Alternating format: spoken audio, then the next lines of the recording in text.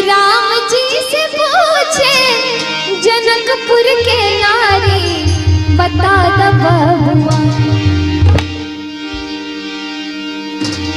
अरे राम जी से पूछे जनकपुर के नारी, बता द बबुआ।